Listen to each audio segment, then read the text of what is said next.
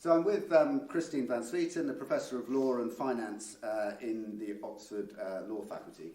So Kristin, you do a lot of work on bankruptcy, which I think is actually a really interesting setting in the whole responsible capitalism debate, because when it comes down to it, you know, a lot of the concerns about stakeholder treatment arise in periods of distress. And in your paper, Bailouts and Bail-ins are better than bankruptcy, a comparative assessment of public policy responses to COVID-19 distress, you use the case study of COVID-19 to explore some of these issues. Can you just summarise the key thrust of that paper? Yeah, sure. So it feels like a long time ago now that we wrote that paper, because it was at the very beginning of the first UK lockdown. So I wrote this with my colleagues Oren Sussman and Horst Eidenmuller, who are both here in the University of Oxford at the Business School and in the Law Faculty. And what Horst and Oren and I could observe very early on in that first lockdown was that there was a high probability of mass bankruptcies if the period of trading shut down, the lockdown, was prolonged. And that we would expect mass bankruptcies to follow a period of prolonged trading shutdown, simply because if the effect of that trading shutdown is that businesses can't generate revenue, and they're going to be stuck with fixed costs and limited cash reserves, and once those cash reserves run out, then those fixed costs can themselves become a source of bankruptcy risk. And so we could see that there was a risk of mass bankruptcies absent some state intervention designed to ameliorate this risk. At the same time, we didn't think that pre-pandemic bankruptcy laws, even if they were well-functioning, had a well-functioning restructuring procedure in particular, we didn't think that pre-pandemic bankruptcy laws, even if well-functioning in good times, were likely to be a good tool for the treatment of COVID-19 distress. And that's not just because, as a lot of scholars talked about at the time, there was some risk of courts and trustees and insolvency practitioners just being overloaded by the sheer volume of cases. Our concern was a more fundamental one around the design of bankruptcy law itself. And so the reason we didn't think bankruptcy law was likely to be a good fit is because normal bankruptcy procedures and restructuring procedures in particular tend to assume, as a condition of benefiting from the procedure, getting to shelter under the protection of that procedure, that you're able to meet costs as and when they are incurred for the duration of the process. And that's normally the premise of entry into a state-supplied restructuring procedure. And of course, that's the one thing businesses can't do in sectors that have been shut down, unless they can fully pivot to some other form of offering. And some businesses did, but many businesses could not. And so that's why we argued for alternatives to treatment using pre-pandemic bankruptcy law. And so we talked about alternatives that took the form of either a bailout or a bail-in. We thought that that is a mandatory forgivetness order on the one hand, a bail-in, or a bailout, a taxpayer-funded intervention. So just say a little bit more about that. So the bail-in, mandatory forgiveness order, say a bit more. So what we wanted to do was to map out how a policymaker that wanted to avoid businesses being pushed into a bankruptcy procedure could enable that business to exit from a period of lockdown or trading shutdown in the same condition, same financial condition as on entry. And we said there are basically two ways that you can do this. One is that the state, the taxpayer, can provide support that is necessary to enable you to exit in the same condition on exit as on entry. The alternative is to ask private parties, private actors to bear some of the pain. And that would require, for example, landlords to not collect rent, but then to avoid mass landlord bankruptcy, you'd need to provide landlords with relief against paying interest on their financial claims. So that's what we mean by a bail-in. We mean a state order that you must forgive some part of a financial claim. And we argued for this because although no public policy response, nothing that a state could do, could recover the revenue that is lost in a period of trading shutdown.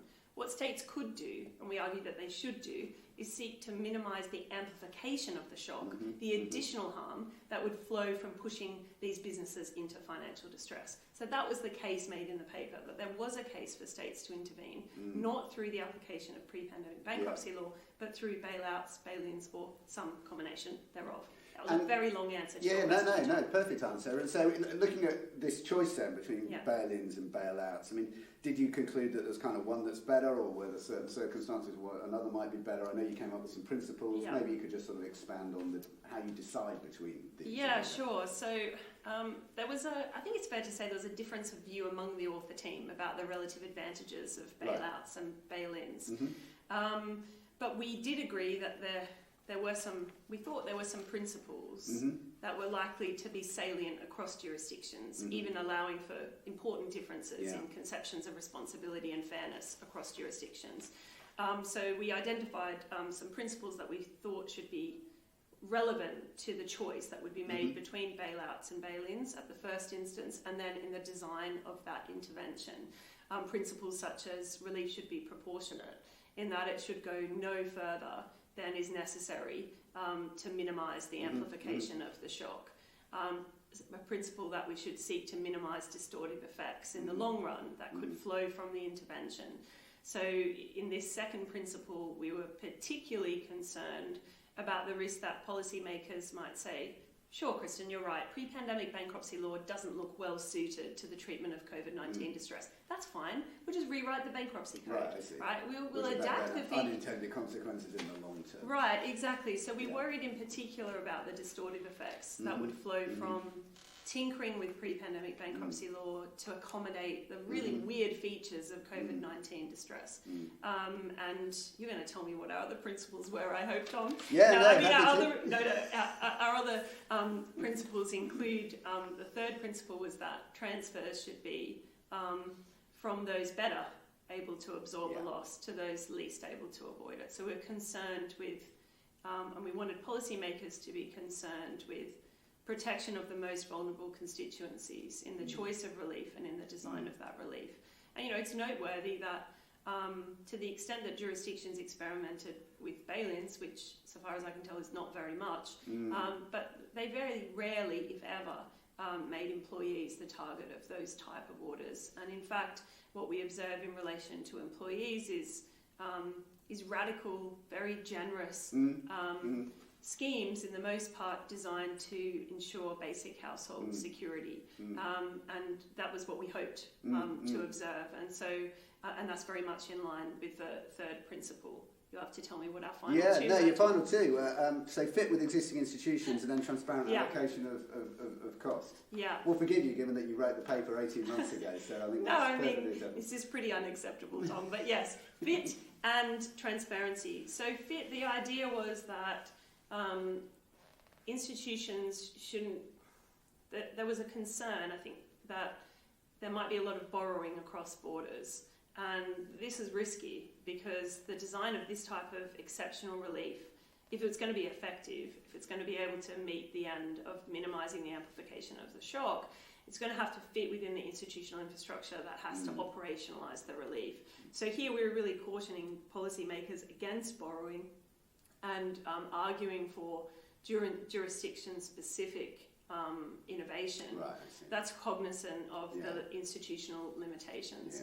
And transparency was pretty obvious what we mean by this, but our concern already early on in the first lockdown was that if, for example, states were inclined to be very generous with bailouts, there were obviously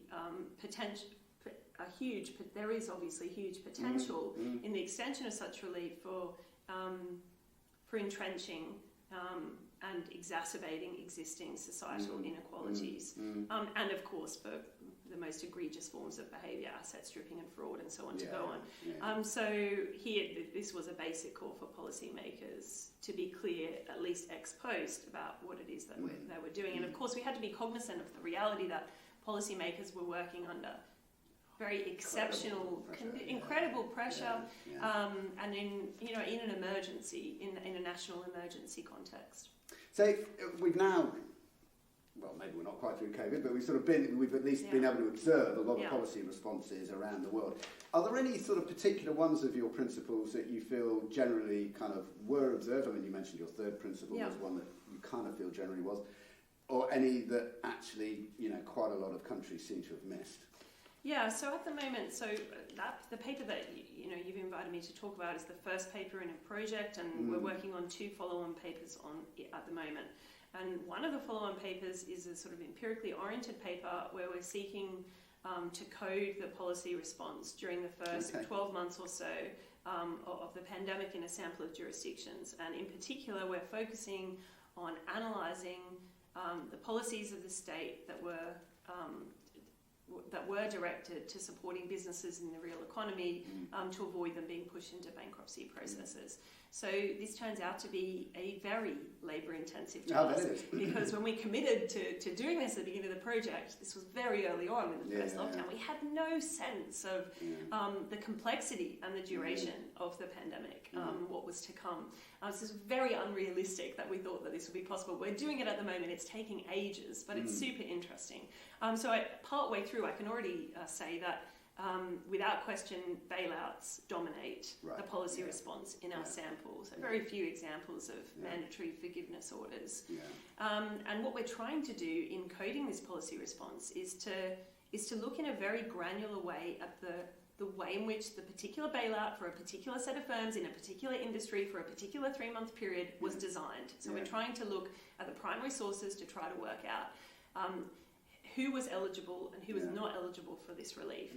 And the reason we're doing that primarily is principle 1, proportionality. So we're interested in working out how did states, for example, distinguish between businesses that were viable at the onset of the pandemic and those where there's a good suggestion, good indication that they may already have been in trouble before the onset of the pandemic. So how did states try to condition relief so that it went no further than is necessary? So if you look at the UK, there's plentiful examples in the financial press almost daily at the moment of cases in which UK bailout schemes appear to have been far too generous. And even apparently it seems in some cases lacking sort of basic fraud controls. So what we're hoping will come out of this exercise, and we're not finished yet, so I shouldn't be too hasty, but what we're hoping will come out of this exercise is some useful insight into variation in the design of bailout relief, and some prescriptions about what good and bad bailouts might look like in a context like this. And of course we have to be careful not to be too hasty to judge those who wrote these policies at this time in emergency conditions. But it's important, Principle 5 tells us it's important that later on we have to subject these policies to critical scrutiny. And that's really important in relation to bailouts in particular, because a bailout allocates, the cost of a bailout is not allocated at the present time, as we say in the paper. It's left to a future period. It's left to future generations of taxpayers, younger people, people younger than me, right, who are going to pay the long-run costs of pandemic relief. So it really matters that we seek to understand how we could have collectively done better in the design of bailout relief.